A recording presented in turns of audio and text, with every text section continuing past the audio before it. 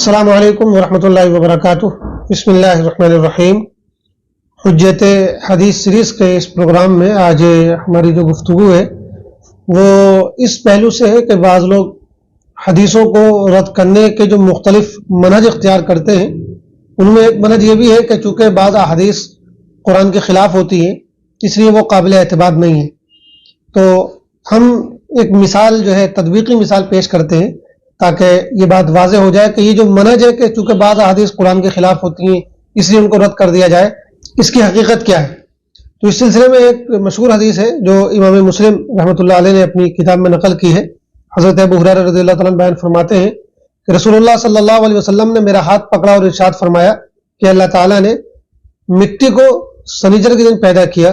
اور پھر زمین کے اندر پہاڑوں کو اتوار کے دن پیدا کیا اور پیر کے دن درختوں کو پیدا کیا اور منگل کے دن ناپسندیدہ چیزوں کو پیدا کیا اور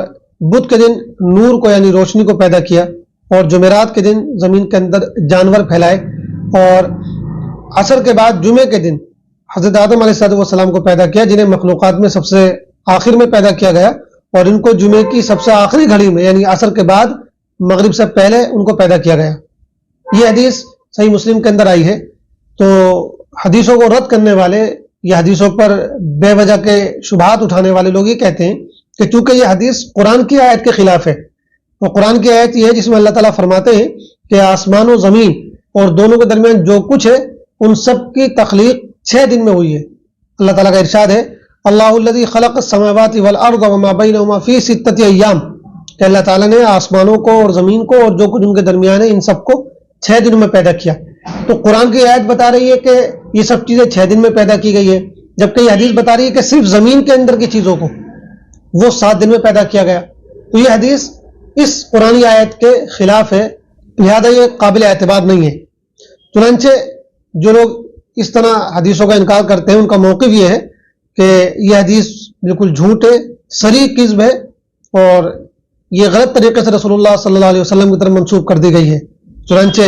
اس طبقے کے نمائندے ابو ریہ کہتے ہیں کہ امام بخاری اور امام ابن کثیر وغیرہ نے یہ بات کہی ہے کہ یہ حدیث جو ہے حضرت ابو ہریرہ نے کعبہ احبار سے لی ہے، تو گویا کہ یہ حضور پاک علیہ السلام کا ارشاد نہیں ہے، لیکن یہ کتنی حیرتناک بات ہے کہ اس روایت میں اس کو اس طرح پیش کیا ہے کہ حضرت ابو ہریرہ فرماتے ہیں کہ رسول اللہ صلی اللہ علیہ وسلم میرا ہاتھ پکڑا۔ تو اس سے اندازہ کیا جا سکتا ہے کہ یہ حدیث کس طرح جھوٹی طور پر گھڑی گئی ہے، لہذا یہ حدیث بالکل جھوٹی ہے، موضوع ہے اور اس کا کوئی اعتبار نہیں ہے۔ تو یہ ابو ریہ اور اس طرح کے حضرات کی رائے ہے اور انہوں نے جو ہے ایک دم قرآن کی آیت کے خلاف پاتے ہی ایک دم اس حدیث کو رد کر دیا اور جھوٹا قرار دے دیا۔ لیکن دوسری طرف محدثین کا طبقہ ہے، محدثین جب کسی حدیث کے بارے میں غور کرتے ہیں تو یک دم اس کو جھٹلا نہیں دیتے ہیں، بلکہ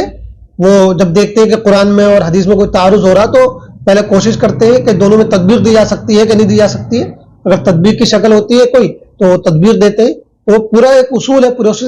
اس کے مطابق جو ہے کوئی بھی فیصلہ کرتے ہیں۔ بہرحال اس حدیث کے تعلق سے بھی ہمارے محدثین کے 2 طبقے ہیں، 2 ان کی رائے ہیں، 2 گروپ ہو گئے ہیں۔ بعض محدثین کی رائے یہ ہے کہ یہ حدیث صحیح نہیں ہے، یہ حدیث ضعیف ہے، اور پھر انہوں نے ضعیف اس کو قرار دینے کی کچھ وجوہات بیان کی ہیں۔ وہ کہتے ہیں کہ اس کے متن میں اور اس کی سند میں کچھ علتیں کچھ کمزوریاں پائی جاتی ہیں، لہذا یہ حدیث ضعیف ہے۔ اس طبقے میں امام بخاری ہے اور یحییٰ ابن معین ہے، علی ابن مدینی ہے اور امام ابن تیمیہ وغیرہ ہیں۔ ان حضرات نے اس حدیث کے ضعیف ہونے کی 3 وجوہات بیان کی ہیں۔ نمبر 1، یہ حدیث حضرت ابو ہریرہ سے موقوفاً بھی روایت کی گئی ہے کہ وہ اس کو کعبہ احبار سے روایت کرتے ہیں، اور امام بخاری کی رائے ہے کہ حضرت ابو ہریرہ کا کعبہ احبار سے موقوفاً روایت کرنا ہی زیادہ صحیح ہے، لہذا جو امام مسلم نے اس کو مرفوعاً نقل کیا وہ صحیح نہیں ہے، بلکہ یہ کعبہ احبار سے روایت کی گئی ہے، یہ بات زیادہ صحیح ہے۔ دوسری اس کے اندر کمزوری یہ ہے کہ اس کی سند میں جو ہے نقص ہے، خلل ہے۔ وہ یہ کہ امام مسلم کی روایت میں جو ہے اس کو اسماعیل بن امیہ نے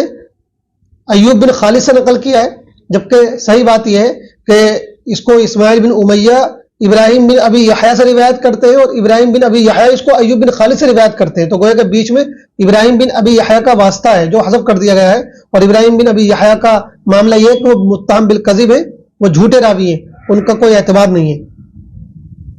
چنانچہ علی بن مدینی کہتے ہیں کہ میری رائے یہ ہے کہ اس کو اسماعیل بن امیہ نے ابراہیم بن ابی یحییٰ ہی سے روایت کیا، انہی سے عکس کیا ہے، انہوں نے کسی اور سے اس کو نہیں سنا۔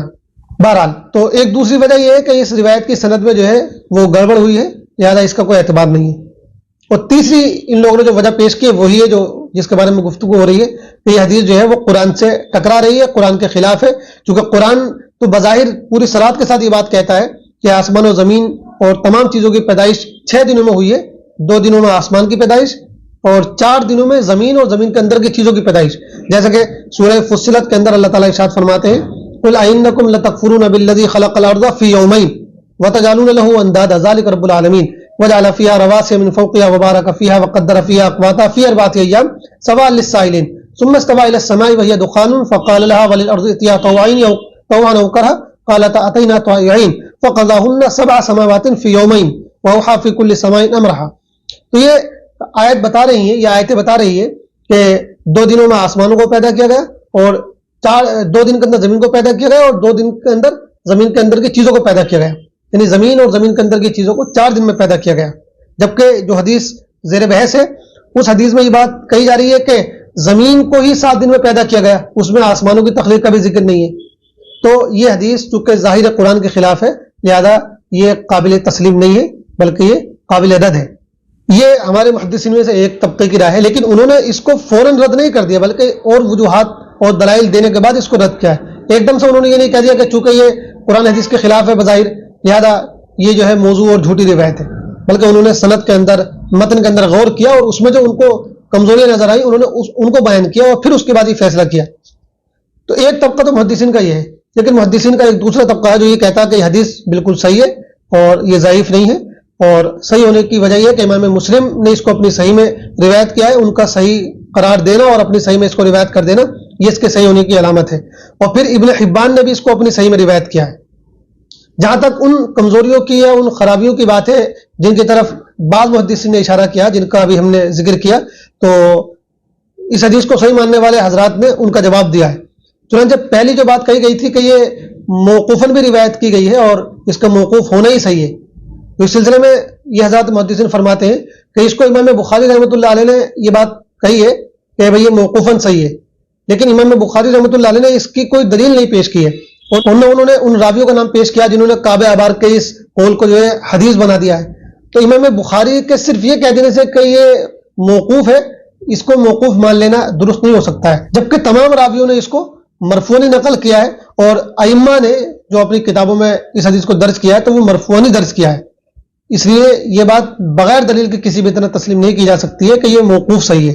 بلکہ اس کا مرفوع ہونا ہی زیادہ صحیح ہے۔ اور اس کے مرفوع ہونے کی ایک دلیل یہ بھی ہے کہ چونکہ اس روایت میں اگر ہم یہ مان لیں کہ یہ کعب احبار کا قول ہے تو کعب احبار کی جو زیادہ صحیح روایت ہے اس میں یہ بات کہی گئی ہے کہ مخلوقات کی ابتدا اتوار کے دن کی گئی ہے، حالانکہ اس روایت میں کہا جا رہا ہے کہ تخلیق کی ابتدا جو ہے وہ سنیچر کے دن کی گئی ہے، تو اس اعتبار سے یہ کسی بھی طرح کعب احبار کا قول نہیں ہو سکتا، چونکہ ان کا زیادہ صحیح جو قول جو صحیح حدیث میں آیا ہے وہ یہ ہے کہ تخلیق کی ابتدا اتوار کے دن ہوئی ہے، تو کسی بھی طرح بہرحال یہ موقوفاً صحیح نہیں ہو سکتی ہے۔ دوسری بات جو یہ کہی گئی کہ اس کو اسماعیل بن امیہ نے ابراہیم بن ابی یحییٰ سے روایت کیا ہے اور ان کو حذف کر کے پھر بعد میں جو ہے ایوب بن خالد سے براہ راست ڈائریکٹ نقل کر دیا گیا، یہ بات بغیر دلیل کے کہی گئی ہے، یہ ایسی جراحت جس کی تفسیر نہیں کی گئی، لہذا اس کا کوئی اعتبار نہیں ہے۔ اس کی کیا دلیل ہے کہ اس کو جو ہے انہوں نے ایوب بن خالد سے براہ راست نہیں سنا ہے، یہ جو اپنی طرف سے بات کہی جا رہی ہے اس کی کوئی ایسی دلیل نہیں ہے۔ اور یہ بات کہ اس کو اسماعیل بن امیہ نے ایوب بن خالد سے ہی روایت کیا ہے، بیچ میں ابراہیم کا واسطہ نہیں ہے، اس کی دلیل یہ بھی ہے کہ اس کو جو ہے حجاج بن محمد نے بھی ایوب بن خالد سے روایت کیا ہے، جو حجاج بن محمد ہے وہ گویا کہ اسماعیل بن امیہ کے مطابق ہیں، چنانچہ حجاج بن محمد کی روایت ابو یعلا میں آئی ہے۔ تو دوسرے پوائنٹ کا بھی خلاصہ یہ ہے کہ یہ بات بغیر دلیل کے کہہ دی جا رہی ہے کہ بھائی بیچ میں ابراہیم کا واسطہ ہے، حالانکہ جو ہے ابراہیم کا واسطہ ہے ہی نہیں، اس کو اسماعیل بن امیہ براہ راست ایوب بن خالد سے ہی روایت کر رہے ہیں اور یہ بات زیادہ صحیح ہے۔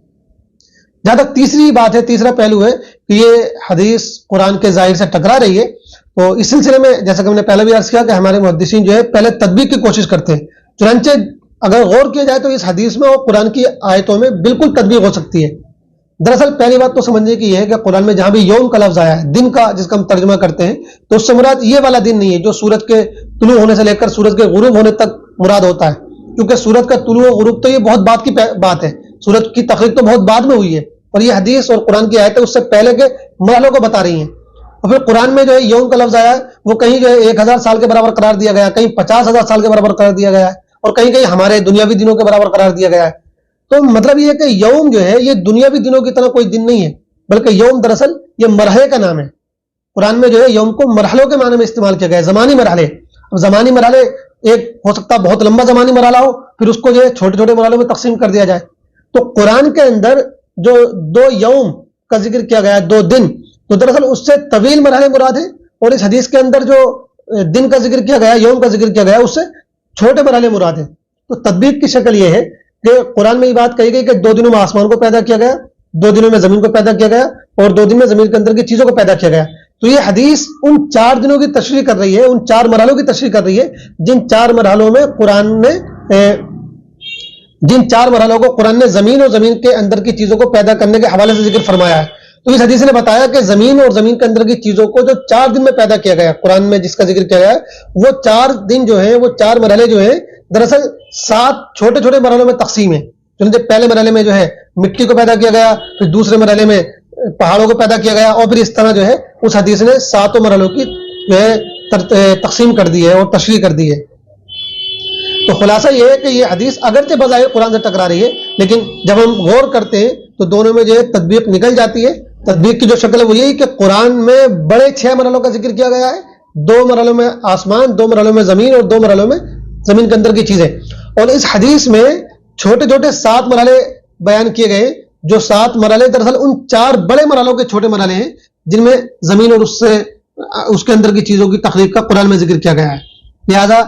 صحیح موقف یہی ہے کہ اس حدیث میں قرآن کی آیت میں چونکہ تطبیق ممکن ہے, اس حدیث کو صحیح مانا جائے اور ایک دم جو ہے قرآن سے ٹکرانے کا بہانہ بنا کر جو ہے یکسر اور ایک دم اس کو رد نہ کیا جائے. یہی صحیح موقف ہے, اور اسی کی دیگر تمام چیزوں سے بھی تائید ہوتی ہے. خلاصہ یہ کہ یہ جو ایک بات کہی جاتی ہے کہ بھئی چونکہ حدیث قرآن سے ٹکراتی ہے ان کو رد کر دینا چاہیے, ان کو کوئی اعتبار نہیں ہے, یہ موقف بالکل درست نہیں ہے. پہلی کوشش یہ ہونی چاہیے کہ جس کو ہم یہ سمجھ رہے ہیں کہ تعارض ہو رہا ہے, ٹکراؤ ہو رہا ہے, تو کس حد تک وہ ٹکراؤ ہے, کس حد تک وہ تعارض ہے, کیا ان میں آپس میں توجیہ ہو سکتی ہے, تطبیق ہو سکتی ہے کہ نہیں ہو سکتی ہے. تو اگر تطبیق کی کوئی شکل نکلتی ہے تو پہلے تطبیق کی کوشش کرنی چاہیے, اور چونکہ یہاں تطبیق کی شکل ممکن ہے لہذا ہم اسی موقف کو صحیح مانیں گے جو ان محدثین کا موقف ہے جو اس حدیث کو صحیح قرار دیتے ہیں اور دونوں میں تطبیق کی کوشش کرتے ہیں. والسلام علیکم ورحمۃ اللہ وبرکاتہ.